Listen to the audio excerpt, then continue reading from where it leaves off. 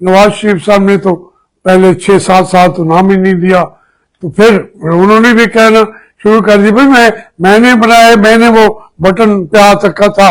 जब अभी मियाँ साहब ने, नवाज शरीफ साहब ने सियासत में भी कदम नहीं रखा था, मेरी डॉक्टर कदीर साहब से ताल्लुक हुआ, हमारा दोस्त है जलील के जरिए, फिर मेरा उनके घर आना जाना हो गया। उसमें कभी भी हमारे जर्नल नहीं होती, ये होती नहीं है। जब लड़ने की बात आती है ये कभी नहीं लड़ते। तो डॉक्टर कदीर साहब परेशान हो गए। हमारी हुकूमतें हैं सोकाल, उन्हें कहता हूं कि उनको एनकरेज किया जाए, कौम को बताया जाए ये है हमारे सेवियर।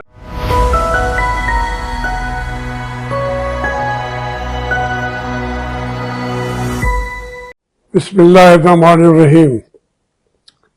मेरे बच्चों अस्सलाम वालेकुम।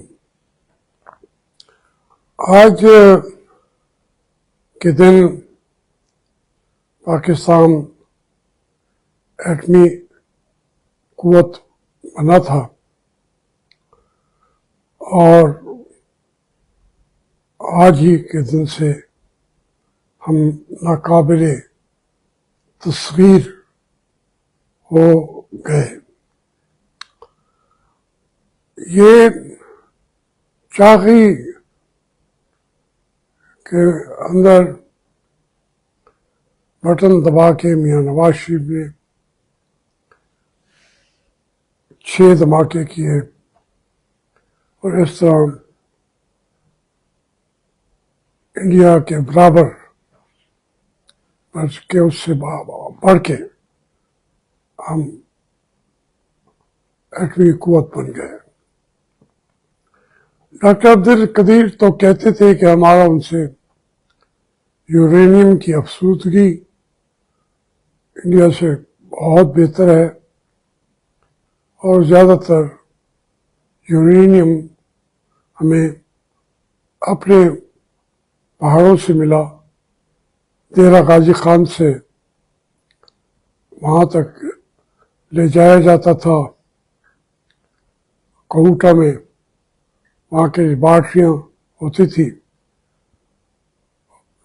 बहुत सारी बैनुल-अक़वामी जो तंजीमें बनी हुई थी कि एटम बम नहीं बनना चाहिए, सिर्फ पाकिस्तान के खिलाफ नहीं थे। वो तो जब से जापान पे एटमी धमाके किए और उसके नताइज सामने आए तो बहुत सारी तंजीमें इसके खिलाफ मुजाहरे करती थी बात और उसमें जो जापान में वो नागासाकी के अंदर दोनों शहर उड़ गए।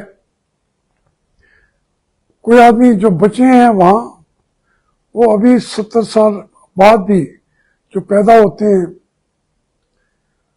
वो आज भी उनके जिस्म जो हैं राशा-ज़दा होते हैं,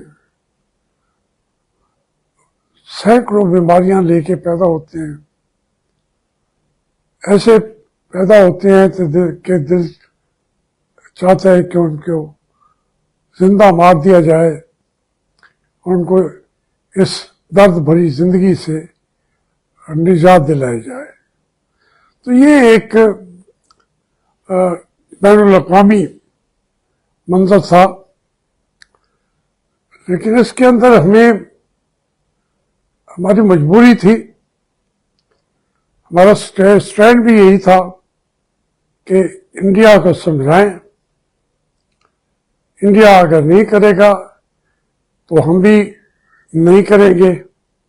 अगर इंडिया ने एटमी धमाके किए तो हम ज़रूर करेंगे। कोई यहाँ पे हाकिम हो, मियाँ नवाज शरीफ हो, बेनज़ीर साहबा हों, कोई जिनका नाम आप लेना चाहें ले लें, किसी आदमी ने सरेंडर नहीं किया और स्टैंड लिया। اب اس کا سہرا کس کے سر جاتا ہے، یہ اس کے لیے بہت لمبی فہرست بنانی پڑے گی.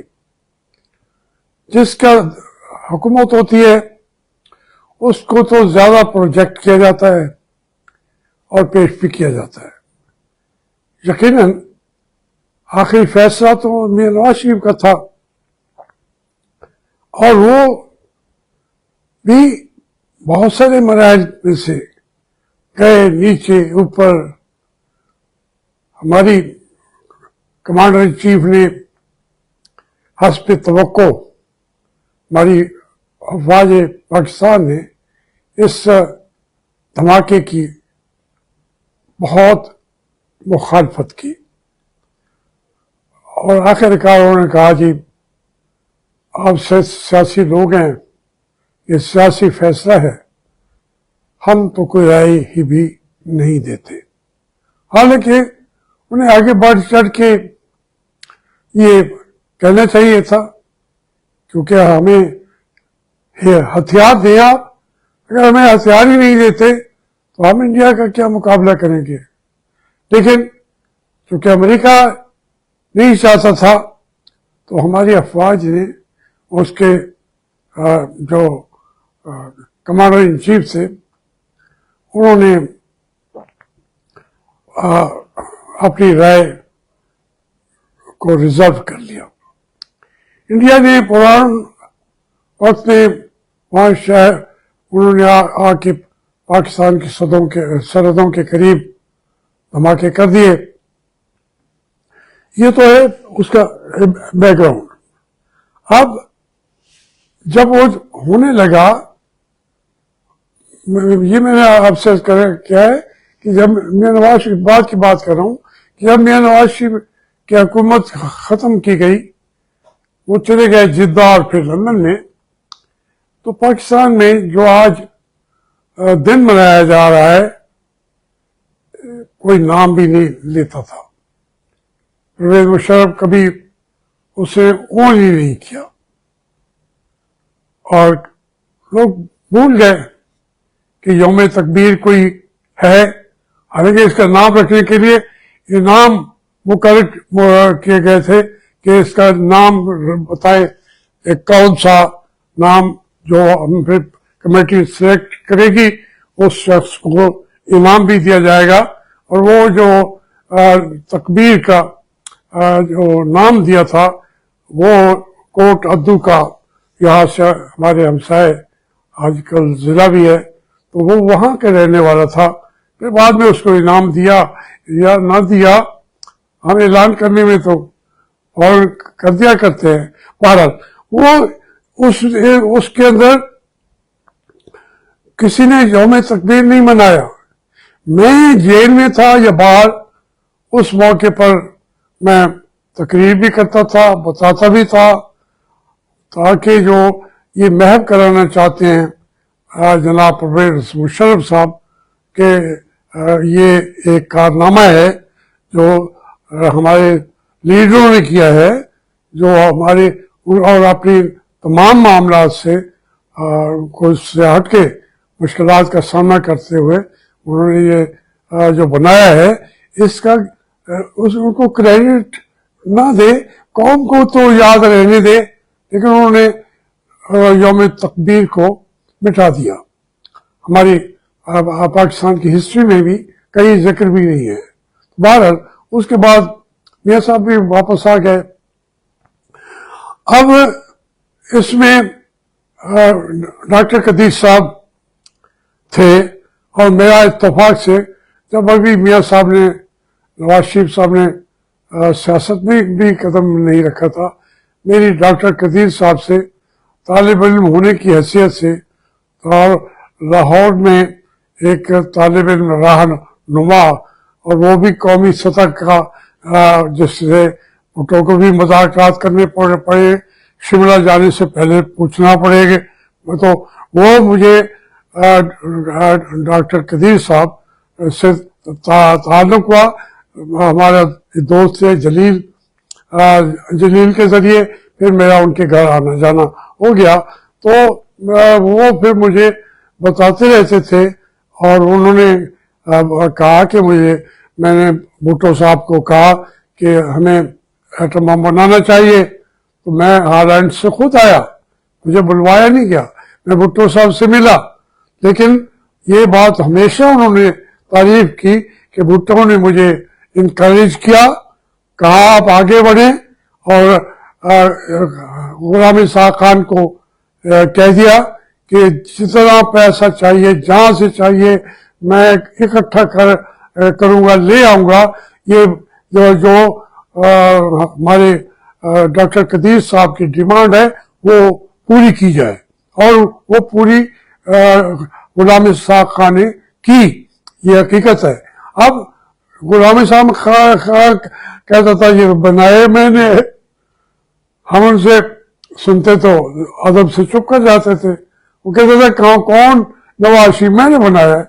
تو اب ڈاکٹر قدیر جب یہ پروسیس چل گیا تو پھر ضیاء الحق صاحب نے بھٹو صاحب کی حکومت کا تختہ پلٹ دیا۔ اس پہ ڈاکٹر قدیر صاحب بہت پریشان ہو گئے، کیا وہ بننے کے قریب ہے، بنانے کی جس آدمی کو دلچسپی تھی وہ تو چلا گیا، تو کیا ہوگا؟ وہ اپنی پریشانیوں کا ذکر ہم سے بھی کرتے رہتے تھے۔ تو پھر انہوں نے غلام اسحاق خان نے ڈاکٹر قدیر صاحب کو بلایا اور کہا کہ ڈاکٹر صاحب آپ اپنا کام جاری رکھیں، وسائل ہیں ہمارے پاس۔ تو وہ کہتے ہیں ڈاکٹر قدیر صاحب کہ ہم نے دنیا کا سستا ترین ایٹم بم بنایا، جہاں اپنی تنخواہیں کم کی، یہ کیا وہ کیا، مگر انہوں نے اس کو کہا کہ وہ ضیاء الحق کے ابتدائی سالوں میں ہمیں کہا کام میں کہ وہ کام میں نے کر دیا ہے۔ جب یہ ہم تو اس وقت بھی جونیئر سیاستدانوں کی ٹیم میں تھے، ہم کیوں ادھر ادھر منہ مارتے؟ جب لوگ کہتے کہ سنا ہے جی کہ ایٹم بم بن چکا ہے تو ہم منہ ہاں میں سر ہلا دیتے۔ تو پھر ضیاء الحق صاحب کو جب انہوں نے دیر لگائی تو ڈاکٹر قدیر صاحب پریشان ہو گئے۔ وہ کہتے تھے اگر یہ چیف مارشل ایڈمنسٹریٹر ہے تو یہ اگر یہ بھی دھماکہ نہیں کرتا پھر کوئی یہ دھماکہ نہیں کرے گا، یہ ہمارا بنا بنایا چیز پاکستان کو محفوظ کرنے کے بجائے پاکستان کے لیے مشکلات پیدا کر دے گی۔ تو ضیاء الحق نے اپنے تعلقات امریکہ سے پیسے تو دیتے رہے لیکن مکمل بھی ہوتا گیا، پھر میزائل بھی بننا شروع ہو گئے، لیکن ضیاء الحق نے دھماکے سے احتراز کیا، یہ بزدلی تھی، نہیں وہ کیا، لیکن یہ کہیں کہ کسی نے اس پہ اپنی قوم سے اس ایشو پہ غداری کی، وہ کسی نے نہیں کی۔ بے نظیر آئی، وہ امریکہ سے کہہ کے آئی تھی کہ میں اس کی ری پروسیسنگ روک دوں گی، اس کو میں مجھے جانے دے اور مجھے اقتدار دے دے، جب چابی اس کی میرے ہاتھ میں آئے گی تو پھر میں یہ چابی جا کے اس کو جا کے لاک کر دوں گی اس پورے پروگرام کو۔ جب وہ اب آ گئی تو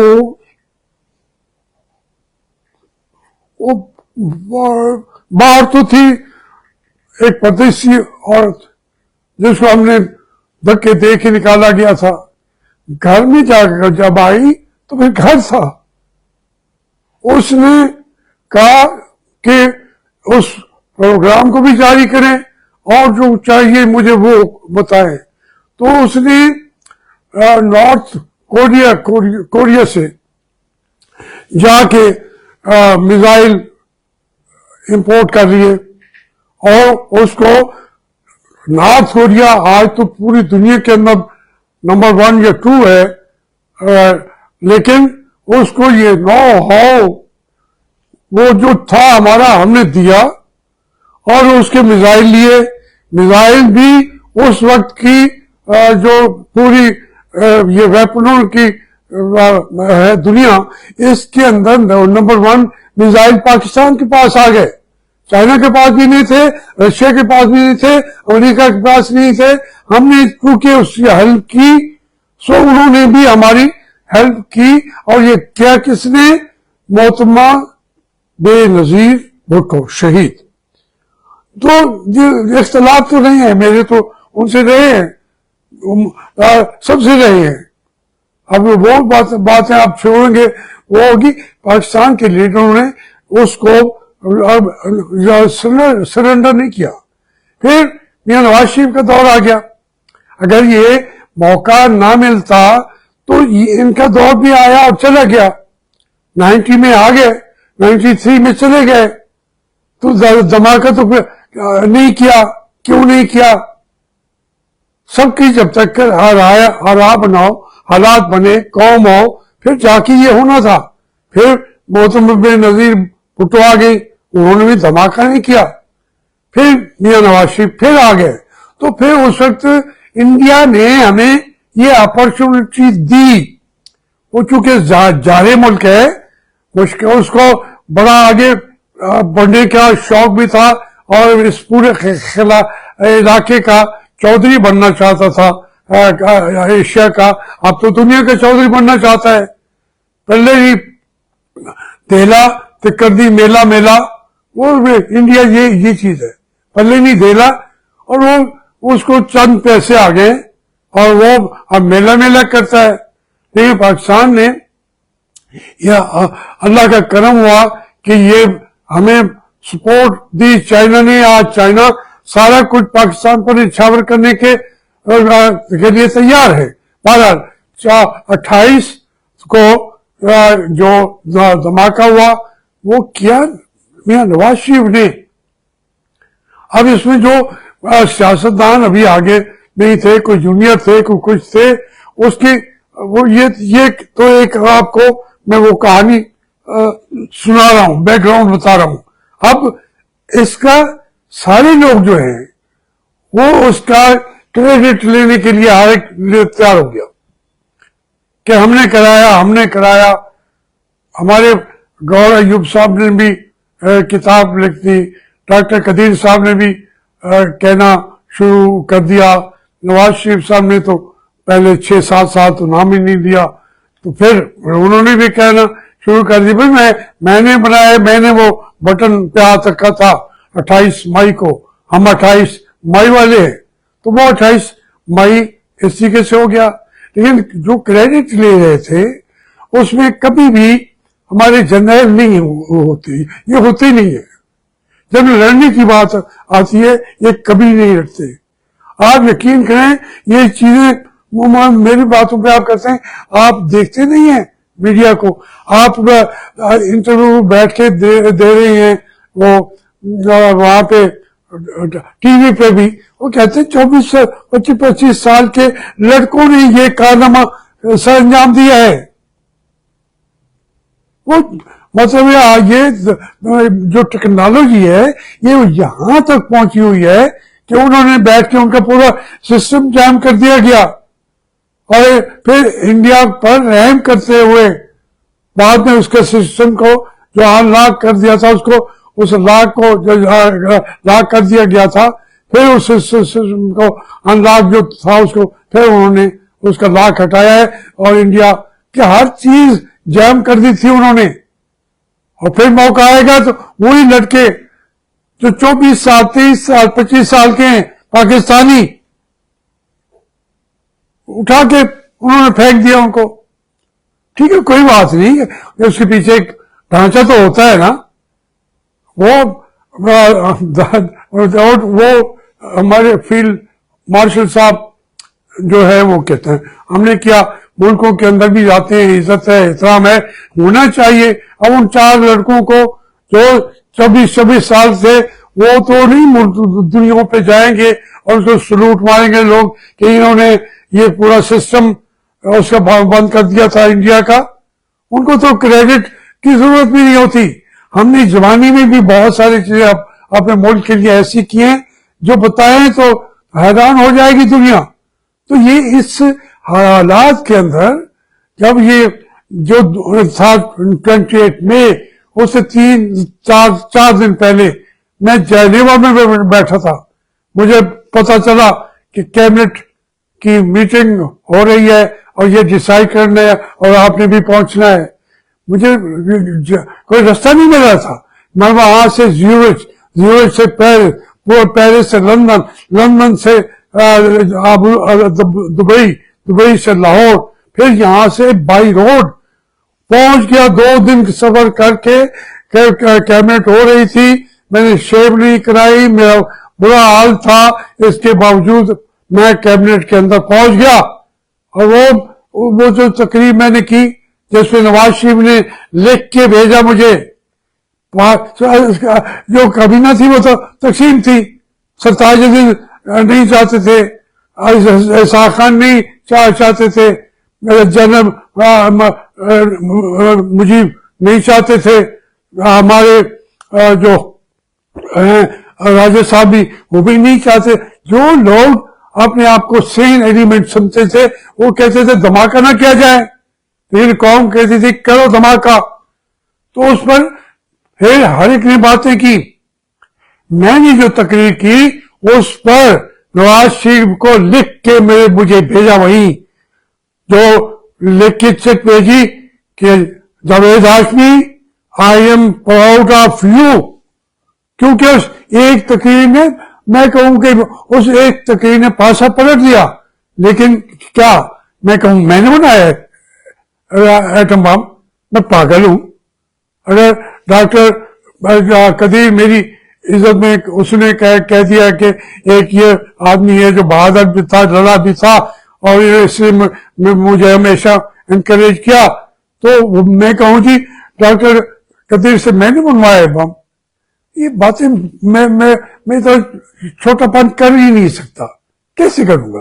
تو اس لیے اس ملک پر میں پھر کہتا ہوں کہ مبارکباد ہے پوری قوم کے لیے کہ ہمارے پاس ہے.